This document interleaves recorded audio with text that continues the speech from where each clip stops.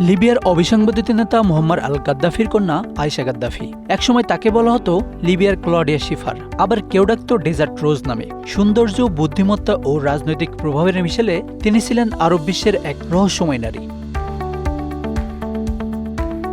সময়ের পরিক্রমায় তিনি আজ একজন নির্বাসিত চিত্রশিল্পী, মা এবং একজন শান্তির দাবিদার। 1976 সালের 25শে ডিসেম্বর ত্রিপোলিতে জন্ম নেন আয়েশা গাদ্দাফি। গাদ্দাফির 8 সন্তানের মধ্যে একমাত্র কন্যা তিনি। ছোটবেলা থেকে তাকে প্রস্তুত করা হচ্ছিল উচ্চ স্তরের জন্য। লিবিয়া ও ইউরোপ দুই জগতের শিক্ষাই গড়ে ওঠে তার চিন্তাধারা। আয়েশা ফ্রান্সের প্যারিস ডিডিও ইউনিভার্সিটি ও পরবর্তীতে সোরবন ইউনিভার্সিটিতে আইন নিয়ে পড়াশোনা করেন। তার লক্ষ্য ছিল শান্তির জন্য লড়াই, অন্তত বাইরে থেকে তাই মনে হতো। 2009 সালে জাতিসংঘ তাকে নিযুক্ত করেছিল শান্তির দূত হিসেবে।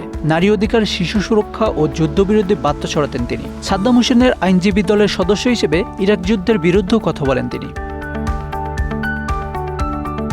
তবে বাস্তবতা ছিল জটিল। বাবার শাসন আর নিষ্ঠুরতার ছায়া তাকে ছাড়েনি। গাদ্দাফির শাসনামলে বহু মানবাধিকার লঙ্ঘনের জন্য আন্তর্জাতিকভাবে তার পরিবার নিন্দিত ছিল। 2011 সাল আরব বসন্তের ঢেউ এসে আঘাত নেয় লিবিয়ায়। ত্রিপোলির রাজপথে গর্জে ওঠে বিদ্রোহীদের কণ্ঠ। মুয়াম্মার আল গাদ্দাফি ক্ষমতা হারান এবং এক নির্মম পরিণতির শিকার হন। আয়েশা গাদ্দাফি, যিনি তখন গর্ভবতী, পরিবারসহ আশ্রয় নেন আলজেরিয়ায়। সেখানে তিনি জন্ম দেন 4র্থ সন্তানকে। এরপর তিনি চলে যান ওমানে। সেখানেই শুরু হয় তার নতুন জীবন। একসময়ের রাজনৈতিক অভিজাত, এখন এক প্রবাসী নারী। তবে আয়েশা থেমে যাননি। 2023 ও 2024 সালে রাশিয়া ও ওমানে তার চিত্রকর্ম প্রদর্শিত হয়। আঁকেন যন্ত্রণা ছবি, স্মৃতি, ছায়া ও হারিয়ে যাওয়া শৈশব। তিনি বলেন, এই ছবিগুলো শুধু শিল্প নয়, এগুলো আমার আর্তনাদ। তার চিত্রশিল্পের মাধ্যমে ফুটে ওঠে ধ্বংস, নির্জনতা, কিন্তু আশাও। তার ভাই হানিবেল গাদ্দাফি লেবাননে বন্দী। আয়েশা বহুবার আবেদন করেছেন তার মুক্তির জন্য। তার বক্তব্যে ফুটে ওঠে পারিবারিক আবেগ, কিন্তু একই সাথে আইনের প্রতি শ্রদ্ধাও। অনেকে বলেন তিনি নিজেকে রাজনীতি থেকে দূরে রেখেছেন, তবে অন্যরা মনে করেন তিনি শুধু প্রস্তুতি নিচ্ছেন।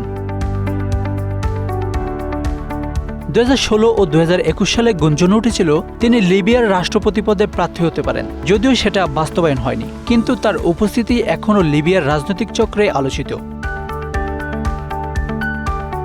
আয়েশা বলেন, আমরা ধ্বংস করেছি, এখন গড়ার সময়। আমি রাজনীতির জন্য লড়ছি না, আমি মানুষের জন্য বাঁচছি। 2023 সালে জাতিসংঘ তার উপর জারি করা ভ্রমণ নিষেধাজ্ঞা তুলে নেয়। এখন তিনি বিশ্বের যে কোনো প্রান্তে যেতে পারেন, বক্তব্য দিতে পারেন, কিন্তু অর্থনৈতিক নিষেধাজ্ঞা আংশিকভাবে রয়ে গেছে। Asanur Rahman Mithu, Bangla affairs, news desk.